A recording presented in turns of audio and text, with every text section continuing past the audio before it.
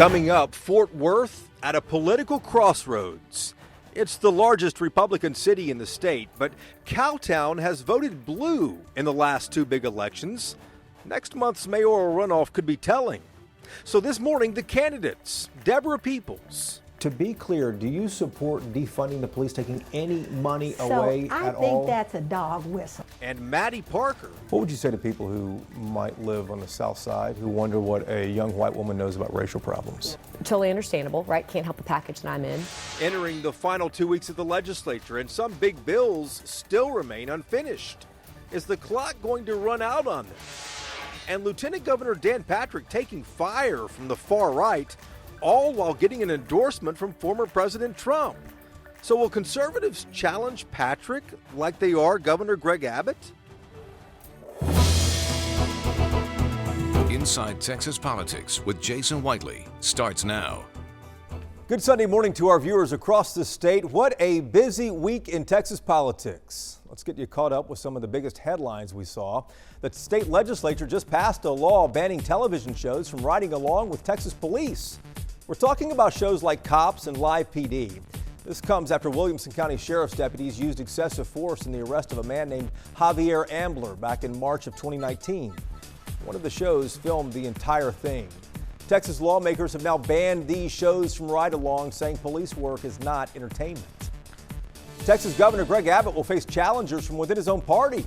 Former State Senator Don Huffines there, a Dallas Republican, announced he will run against Abbott. And so will Chad Prather, a popular conservative on social media. Abbott has angered some on the right with how he handled the pandemic. And we now know the date of the runoff for Congressional District 6. This is the race between Republicans Susan Wright and Jake Ellzey.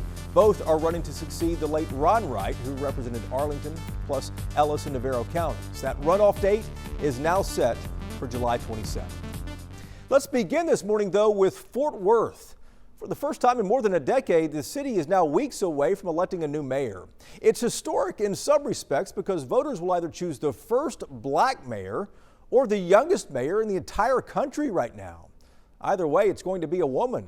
But Fort Worth could also foreshadow what we see all across the state in next year's midterm elections. That's why we're focusing here this morning. Fort Worth has long been the largest Republican city in the entire state, but Beto O'Rourke and Joe Biden won there over the last 3 years. So this morning, extended interviews with both mayoral candidates in the June 5th runoff. Mattie Parker on the left there, the CEO of a local nonprofit. She's also the former chief of staff to outgoing Mayor Betsy Price. And Deborah Peoples on the right, a former executive with AT&T. And until 10 days ago, she was the chairwoman for Tarrant County's Democratic Party. Ms. Peoples was the top vote getter, so we begin with her first. Deborah, congratulations on making the runoff. Thank you very much. Let's talk about the months ahead here. In your view, what are the two biggest challenges facing this city? Well, number one is bringing the city together. This is an extraordinary city, Jason, but because of things that have happened in recent events around the country, the city is looking for leadership to bring us all together into one Fort Worth. So I think the next mayor is going to have the ability to bring people from all walks of life, all races, all religions together to create a shared vision. Fort Worth is obviously, as you well know, the largest Republican-led city in this state here too, but it has voted blue. They're going to tell you to say nonpartisan. Well, okay, I know these races are nonpartisan, Yeah. but the city has voted blue in congressional elections and for president in 2020. Even though this is a nonpartisan election, municipal elections are in this state, does this race represent something bigger than that? Oh, I know, and I think what this race represents is that the people of Fort Worth want to move this city forward into one shared vision. And so I think you have people, and so when you talk about it votes blue, we're going to talk about issues like we need multimodal mass transportation. That's what the people are telling us. We need great economic development for small business. That's what the people are telling us. We need good housing and good education. We need to be putting great individuals into the workforce. And I think that's what the people of Fort Worth are telling us, is that we need to move this city forward so that everybody gets a chance to grow and thrive. Well, let's talk about policing for a moment, too, because that is something the city has a painful past with, obviously. But the city seems to have made strides to improve that over the past few years. What work specifically do you think remains? Oh, I think we have to go back and look at the whole thing around public safety. So, Jason, my brother was a policeman. My sister was a constable. So I'm well versed in the challenges that law enforcement has. But I also am a person of color. And so I see it through two different lenses. I see it through the lens of my brother and my sister. And so I want our police department to thrive and be successful. I want people to respect their police. But I know that to do that, we've got to be more accountable and transparent. Citizens want to know what's going on with their police department. They also want us to engage, to have police in their community. So I think, we've got to go back and make sure that we're doing all the things that will build trust in our communities. And I'm willing to do that. So if that goes all the way back to looking at recruitment, to look at hiring practices, to make sure that we're training our police officers adequately and that we're taking things off their plate that are burdening them down right now. And so I told the police union when I talked to them, I said, this is not an us versus we, it's us. I am one of you. When I am mayor of this city, I am a de facto member of the police department. And so I'm going to be out there in the community with you talking about the great things that we do. And when we make a mistake, we're going to own it and fix it. To be clear, do you support defunding the police, taking any money away at all? I think that's a dog whistle. I tell everybody that term is a dog whistle and is used as fear-mongering. What I want to do is put money into programs that are going to help the police and offload them from doing their job. Does that money come from the police budget? That money comes from wherever we get it to need to fund those programs. We need to find the money. I'm so tired of people talking about the budget being finite. We need to find money to put into programs for prevention and intervention. And so I bristle a little at the word defund the police because I think people use it as a catch-all to create fear-mongering and divisiveness, and that's not me. I'm about creating a police department that is loved, respected, and a police department that loves and respects the community they serve. So to be clear, you think there are other things that could and should be developed to help the city? Oh, absolutely. But as far as where the money comes from to pay for that? Absolutely. I think that's my job as mayor, is to find that money. That's what you want the mayor to do, is be creative and find that money.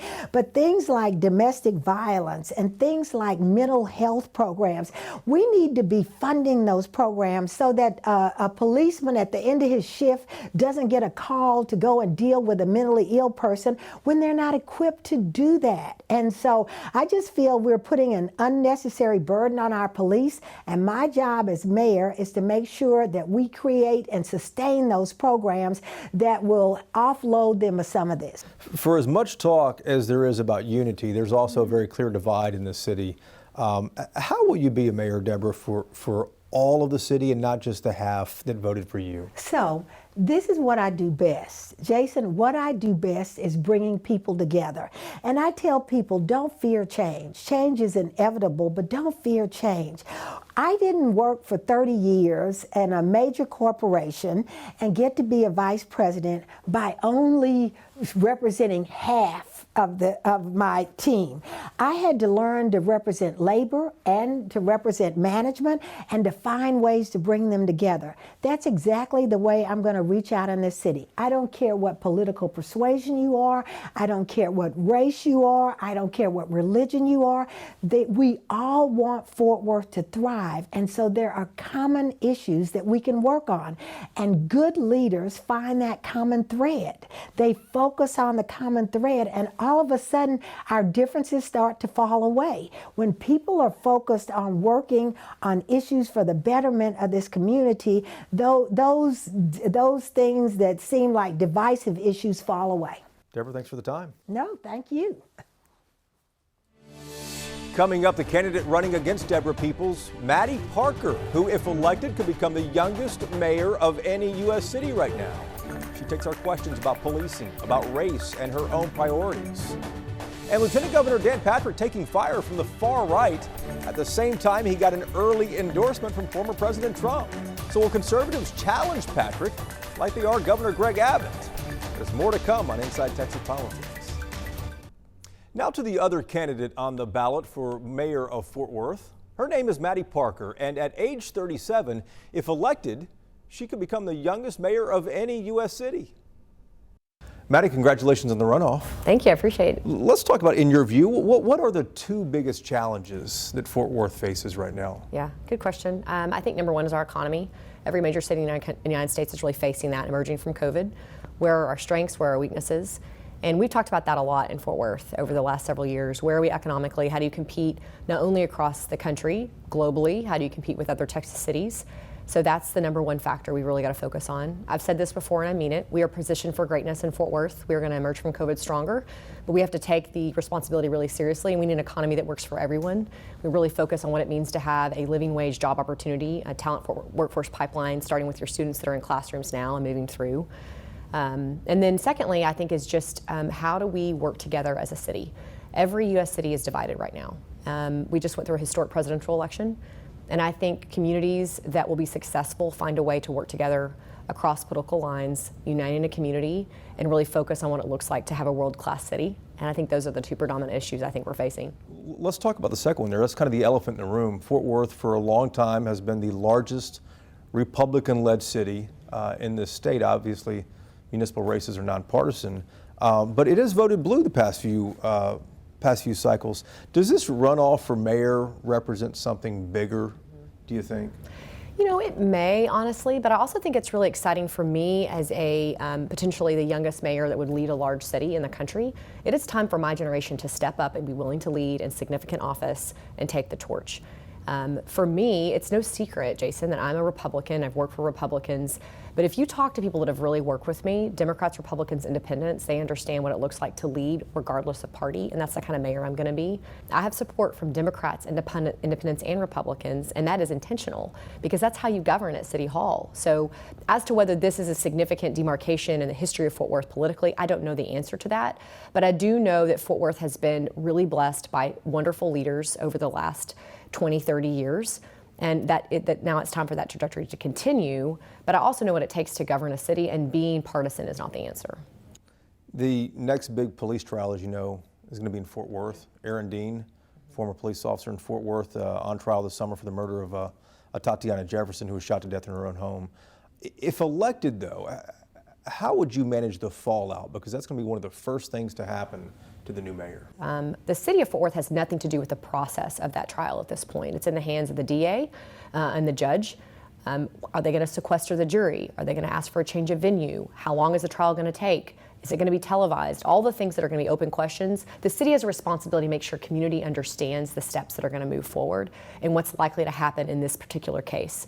The second thing I would say is we have to be prepared for folks to be out and concerned and protest and all of those things. You don't do that overnight. That's going to take a week's time, months' time, working with different people in Fort Worth.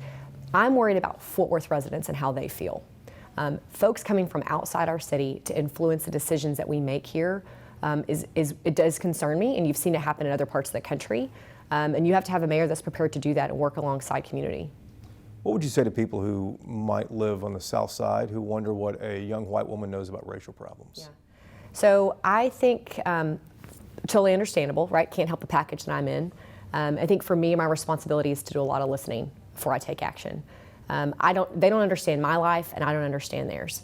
You have a responsibility, especially when you're a young white woman, right, living on the west side of Fort Worth, to listen more and understand the plight of our community. Our Black community has asked for help. They've asked for more access and transparency at City Hall. I'll be the first person to offer that. But the rhetoric of what divides us right now is what concerns me. I've had my fair share of understanding what real racism looks like. I've told this story before, but I grew up in a community that was oftentimes known for the Ku Klux Klan. In my small hometown, I didn't understand what that meant, but I did pretty quickly when I was in high school. And you had moments of real, a sort of a different pathway you had to take as a city. And I think the same thing's happening in Fort Worth right now. How will you be a mayor for everybody in the city as opposed to just people on the north and west sides? Well, I think I'll say a few things, and I think it ties back to the other question you had with me as a white woman connecting with the community. Who you put around you, what your table looks like to give you diversity of opinion matters, and it's something I'll be really intentional about. And it's not just about skin color, it's also about experience, it's about language barrier, all the things that we know that we have in droves. It's a positive. Our diversity is a strength here in Fort Worth, matters. I'm not from Fort Worth, Jason. I grew up in a really small town. I grew up on a family farm. I was third generation there, really simple upbringing. My mom was a single mom for most of high school. A lot of people don't know this. I was on CHIP as a kid, right? So I have a background that lends itself to be empathetic and understanding. We also adopted our daughter when she was 10, and I understand a whole different world because of that foster care experience. Those are all things that inform me both as a mom, as a leader in this community, and will be as mayor. So when the question becomes, how do you connect with Fort Worth? You must be a mayor for all of Fort Worth. And I do have diverse support across the city, people I've done life with for years. I've just chosen not to make it the predominant conversation in my campaign to put people out there because I needed people to know who my supporters were. It's more grassroots than that, and less affront to people to understand. And I think actions speak louder than words. As mayor, really boots on the ground, understanding. There's a lot of power in being a younger mayor that's raising young children. You're constantly in the community because you're with your children, working across Fort Worth. Having been chief of staff for Mayor Price and City Council for those 5 years, I have a unique perspective working across every single council district, working with council members to understand what they want to achieve. And that's the same mentality I'll have as mayor. Good luck on June 5th. Thank you, I really appreciate it. Thanks for having me on, appreciate it. So both Mattie Parker and Deborah Peoples answered a lot more questions we had on a number of other topics. You can see their entire unedited interviews using this QR code on screen here. Pause our program if you have to, grab your cell phone and then aim its camera at the QR code on screen. It will take you directly to both of these interviews. And if you have your phone out, keep that camera open. Our latest podcast talks all about Texas women who run for political office, specifically why far fewer of them run than men do. What surprised me in this episode is which counties recruited the most women in politics. Our podcast is called Y'all-itics, and that episode is available right now. New ones drop every Tuesday. Entering the final 2 weeks of the Texas legislature, and some big bills still remain unfinished.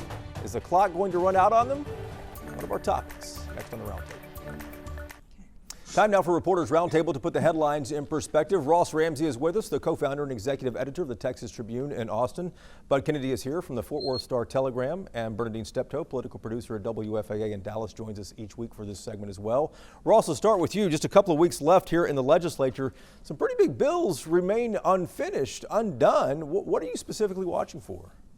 Well, you know, they work a little bit like a newsroom does. Nothing happens except on deadline. And so they've still got the electricity bills that came out of the polar vortex in February. They've still got a lot of police reforms that officials all the way up to Greg Abbott were promising after the killing of George Floyd last year. They've got a state budget to approve. There's still quite a bit to do. Yeah, there is, Bud. And energy reform was supposed to be the priority here, and it's going down to the last minute.